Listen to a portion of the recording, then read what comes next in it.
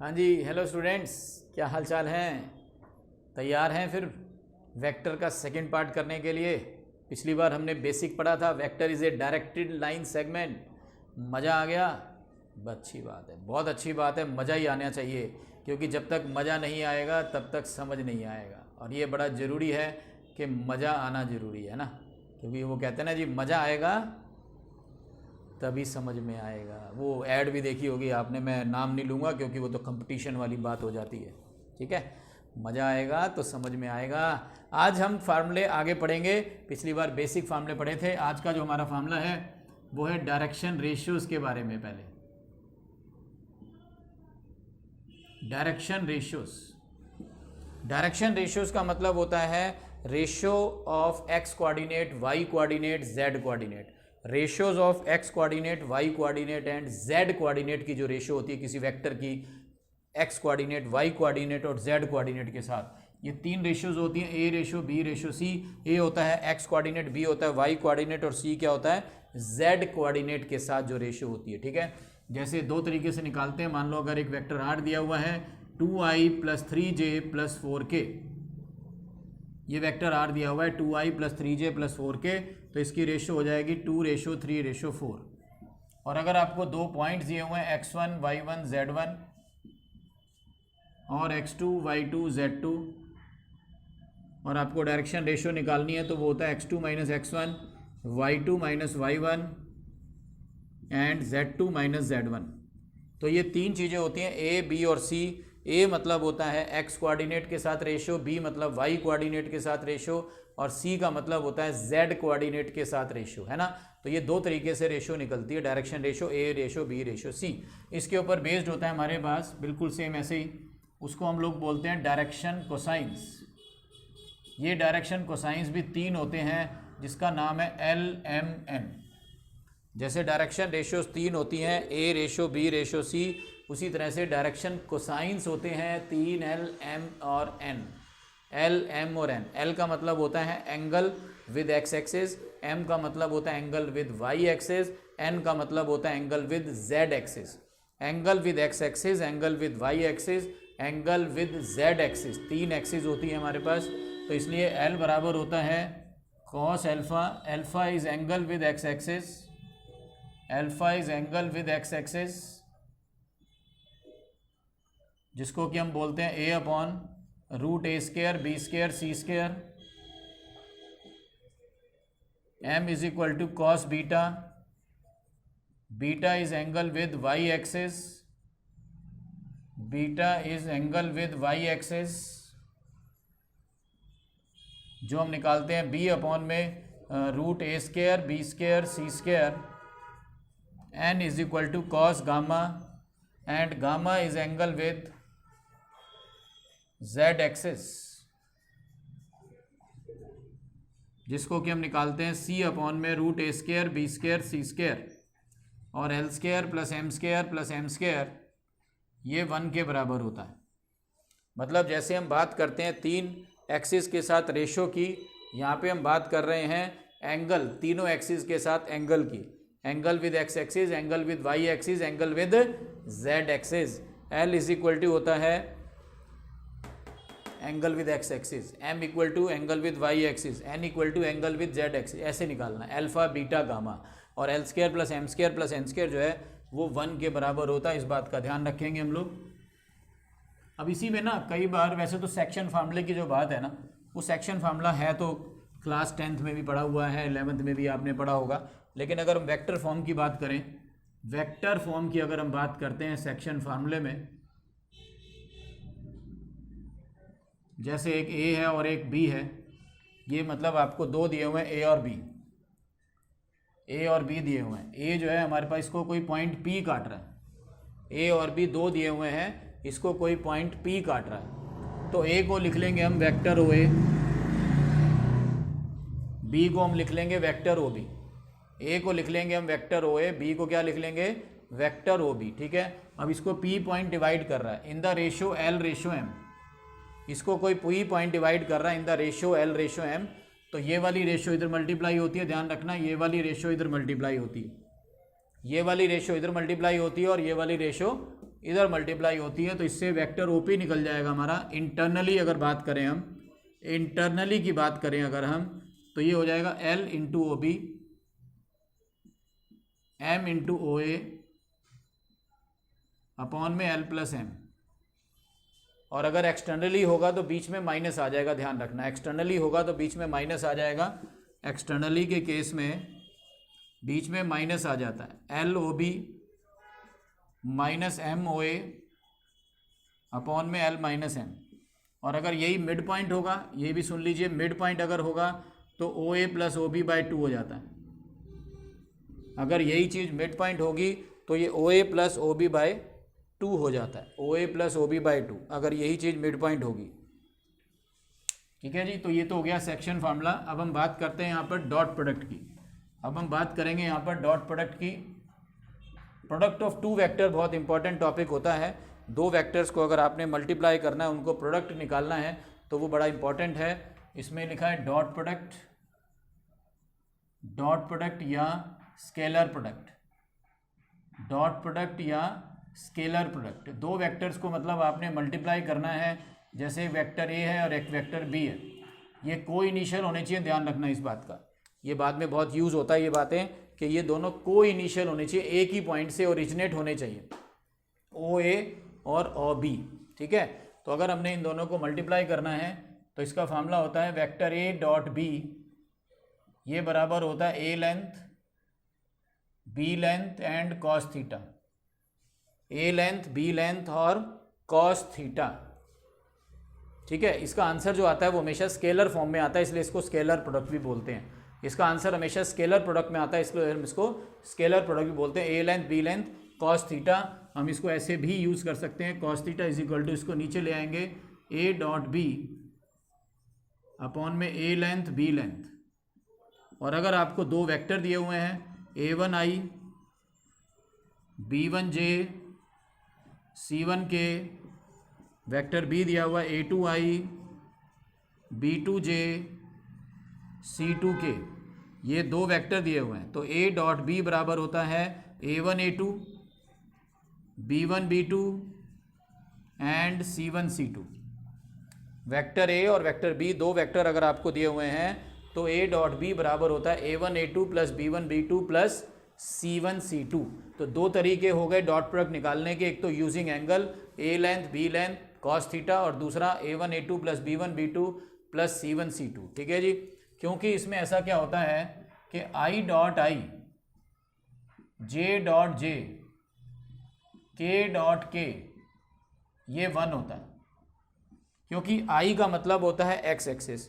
अब i dot i का मतलब हो गया x एक्सिस अपने साथ कितना एंगल बनाएगी, 0। x एक्सिस अपने साथ कितना एंगल बनाएगी, i के साथ i कितना एंगल बनाएगी, 0।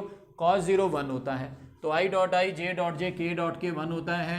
i dot j, j dot k, k dot i, ये सब 0 होते हैं, क्योंकि i मतलब x एक्सिस, j मतलब y एक्सिस, i मतलब x एक्सिस, j मतलब y एक्सिस, तो दोनों के बीच में 90 डिग्री का एंगल हो गया, और cos 90 0 होता है। ठीक है जी, इसके बाद a डॉट b और b डॉट a ये बराबर होता है।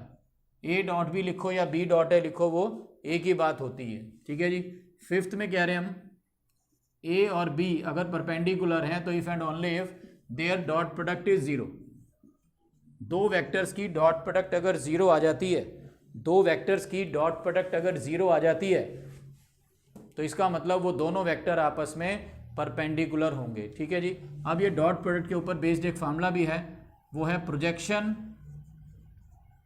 Projection of vector a on vector B.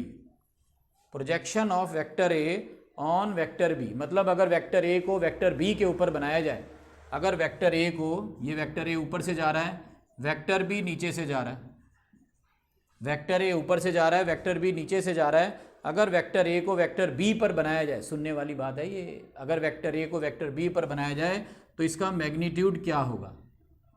वैसे तो वेक्टर ए का मैग्नीट्यूड ये है ही है, ये देखिए ये क्या है, ये जो ऊपर दिख रहा है आपको, ये वेक्टर ए का मैग्नीट्यूड है, या उसका अपना मैग्नीट्यूड है। लेकिन अगर वेक्टर ए को वेक्टर बी के ऊपर बनाते हैं तो उसका मैग्नीट्यूड क्या होगा वो निकालना। बात समझ रहे हैं? बात समझ रहे हैं भाई? ये मेरी हाइट है, यहाँ से लेकर यहाँ तक 5 फुट 10 इंच है, लेकिन यहाँ पे सूरज है। अब वो सूरज मेरी परछाई मार रहा है नीचे ज़मीन के ऊपर, तो वो परछाई कितनी होगी वो डिपेंड सूरज के ऊपर करेगी ना, तो इसलिए यहाँ पर वो एंगल के ऊपर डिपेंड करेगी। तो एंगल किस लिए इसका फॉर्मूला होता है ए डॉट बी अपॉन में b magnitude, a dot b upon में बी मैग्नीट्यूड। ये आपको बताएगा a dot b upon b magnitude, ये बताएगा कि वेक्टर ए को अगर वेक्टर बी के ऊपर बनाया जाए तो उसका मैग्नीट्यूड क्या होगा। ठीक है जी, तो ये हमारी डॉट प्रोडक्ट है, बहुत ही आसान, बहुत ही इजी डॉट प्रोडक्ट है ये। अब अगर हम बात करें आगे, तो अगला हमारे पास है क्रॉस प्रोडक्ट। क्या चीज़ है? Cross product. A cross B, वो भी सेम ऐसे ही है, इनिशियल होना चाहिए ए और यहाँ से बी और ये हो गया थीटा। तो इसको अगर हम क्रॉस प्रोडक्ट बोलते हैं, मतलब इन दोनों के बीच में क्रॉस का साइन आएगा, या इसको बोलते हैं वेक्टर प्रोडक्ट, मतलब इसका जो आंसर आएगा वो वेक्टर की फॉर्म में आएगा। मतलब दो वेक्टर्स को जब आप मल्टीप्लाई करेंगे, दो वेक्टर्स को जब आप मल्टीप्लाई करेंगे,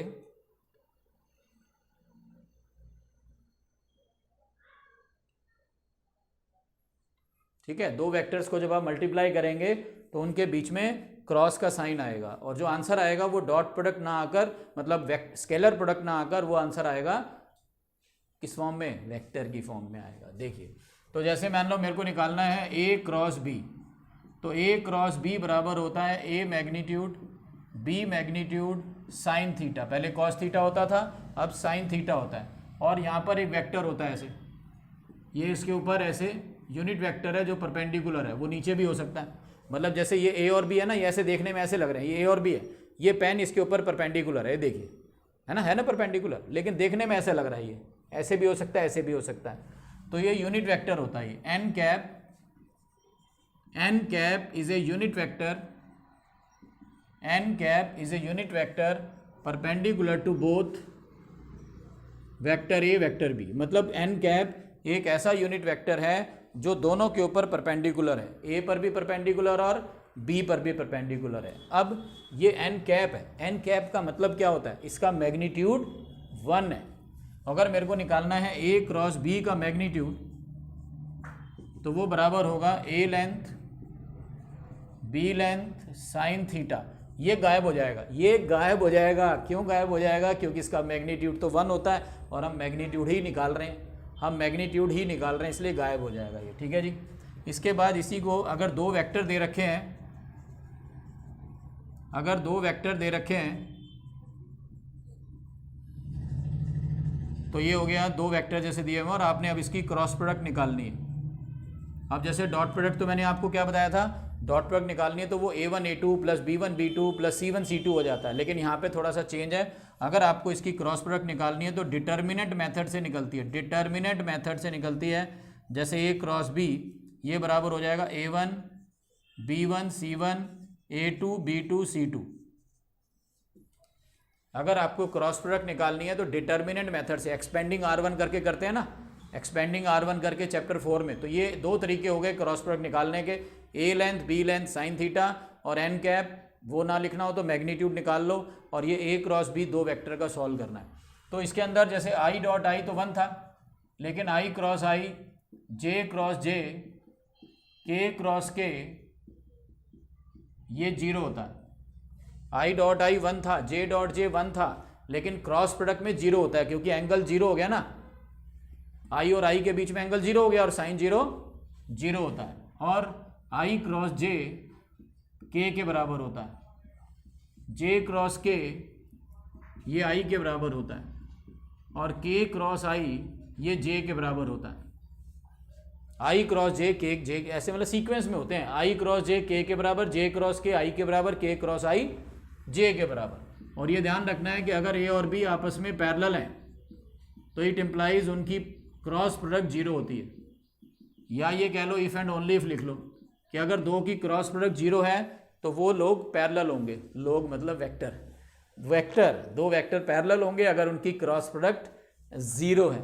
ठीक है, बात समझ में आ रही है? क्विक रिवीजन चल रही है, क्विक रिवीजन, मजे भी लेने हैं, पढ़ना भी है, लिखना भी है साथ साथ। फिफ्थ है हमारे पास A cross B B cross A के इक्वल नहीं होता है, जबकि A dot B B dot A के इक्वल था, इसमें नहीं होता, इसमें माइनस का फ़र्क होता है, इसमें माइनस का फ़र्क होता है। A cross B is minus B cross A होता है। बस लास्ट, और इसके अंदर हमने अब कुछ फार्मूले लिखने हैं विच इज़ क्रॉस प्रोडक्ट के ऊपर जो बेस्ड है। क्रॉस प्रोडक्ट के ऊपर बेस्ड कुछ फार्मूले हैं, जैसे सबसे पहला एक फार्मूला बहुत इंपॉर्टेंट, बहुत बार क्वेश्चन आता है, to find a vector n, to find a vector n, मतलब एक वेक्टर एन निकालिए, to find a vector n which is perpendicular to both vector a vector b, मतलब एक ऐसा वेक्टर निकाल के बताइए जो ए और बी दोनों पे परपेंडिकुलर हो। एक ऐसा वेक्टर निकाल के बताइए जो ए और बी दोनों पे परपेंडिकुलर हो, तो उसका फार्मूला होता है plus minus A cross B, क्योंकि वो ऊपर की साइड भी हो सकता है, ऊपर की साइड भी, नीचे की साइड भी हो सकता है। तो vector N equal to plus minus A cross B. कई बार इसमें लैम्डा भी लगा सकते हैं, क्योंकि लैम्डा का मतलब है जितने मर्जी निकाल लो भाई, जैसे ये ए है, ये बी है, अब मैं बात कर रहा हूँ इसकी, तो इसके पैरेलल तो ऐसे कितने भी निकाल सकते हो। तो कई बार हम इसको ये भी लिख सकते हैं प्लस माइनस लैम्डा ए क्रॉस बी। इससे आप 2, 4, 5, 7 जितने मर्जी निकाल सकते हैं लैम्डा के। और इसी में अगर आपको यूनिट वेक्टर निकालना हो तो वेक्टर एन अपॉन में उसकी कैप, इसी में अगर आपको यूनिट वेक्टर निकालना हो तो वेक्टर एन अपॉन में उसकी कैप हो जाती है। फिर दूसरा फार्मूला है area of triangle, area of triangle using cross product. जैसे ये ट्रायंगल है अपने पास, ट्रायंगल ए बी सी, ये ट्रायंगल है अपने पास, ट्रायंगल ए बी सी, इसका हमने क्या निकालना है, इसका हमने एरिया निकालना है। तो कोई भी दो एडजेसेंट साइड्स के क्रॉस प्रोडक्ट का मैग्नीट्यूड, कोई भी दो एडजेसेंट साइड्स के क्रॉस प्रोडक्ट का मैग्नीट्यूड, ये ले लो, जैसे B C cross B A ले लो, B C cross B A ले लो, इनका क्रॉस प्रोडक्ट का मैग्नीट्यूड का हाफ, वो triangle A B cross A C भी ले सकते हैं आप, A B cross A C भी ले सकते हैं आप, कोई भी दो एडजेसेंट साइड्स के क्रॉस प्रोडक्ट का मैग्नीट्यूड। बात आ रही समझ में? कोई भी दो एडजेसेंट साइड्स के क्रॉस प्रोडक्ट का मैग्नीट्यूड कोई भी दो ले सकते हैं, a B cross A C भी ले सकते हैं, सी बी क्रॉस सी ए भी ले सकते हैं। तीसरा है एरिया ऑफ पैरेललोग्राम। अब पैरेललोग्राम में आप जानते हैं दो ट्रायंगल बन जाती है कि नहीं है, दो ट्रायंगल बन जाती हैं तो उसमें हाफ नहीं लगेगा। एरिया ऑफ पैरेललोग्राम में दो ट्रायंगल बन जाती हैं तो हाफ नहीं लगेगा, यानी हम इसका एरिया लिख सकते हैं a B cross a D.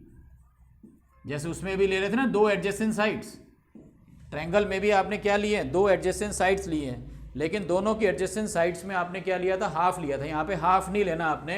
और लास्ट फार्मूला है area of parallelogram when diagonals are given, when diagonals are given, जब डायगोनल दे रखे होंगे तो एरिया ऑफ पैरेललोग्राम कैसे निकालना है, ये D1 हो गया, ये D2 हो गया, ये D1 हो गया, ये D2 हो गया, तो इसका फार्मूला होता है half of D1 cross D2। तो ये 3-4 फार्मूले मैंने अभी आपको बताए, दीज फार्मूले बेस्ड ऑन क्रॉस प्रोडक्ट। तो डॉट प्रोडक्ट और क्रॉस प्रोडक्ट बहुत ही इंपॉर्टेंट है इस चैप्टर के अंदर। डॉट प्रोडक्ट में हम लेते हैं A length B length cos theta, या A1 A2 B1 B2 C1 C2, और वो डॉट प्रोडक्ट निकालने के बाद आंसर आता है कांस्टेंट फॉर्म में, और क्रॉस प्रोडक्ट का आंसर आता है वेक्टर फॉर्म में। उसको हम A length B length sine theta से भी निकाल सकते हैं या डिटर्मिनेंट मेथड से भी निकाल सकते हैं। ठीक है, आज के लिए इतना ही। मैंने पूरा वेक्टर रिवाइज कर दिया है, 2 सेक्शन बनाए हैं, एक बेसिक का और एक प्रोडक्ट ऑफ द 2 वेक्टर्स का। आप इन दोनों को देखिए, लिखिए साथ साथ देखते देखते, और पीएसपी मैजिक के क्वेश्चन कीजिए जो डिस्क्रिप्शन बॉक्स में दिए हुए हैं। बढ़िया तरीके से मार्क्स आएंगे, किसी तरह घबराने की बात नहीं है। सिर्फ एक आपसे रिक्वेस्ट है कि इस मेहनत को सफल बनाने के लिए शेयर करिए, लाइक करिए, सब्सक्राइब करिए, ज़्यादा से ज़्यादा बच्चों से इसको सब्सक्राइब कराइए। बाकी ऑल द बेस्ट, और वीडियोज़ को देखते रहिए।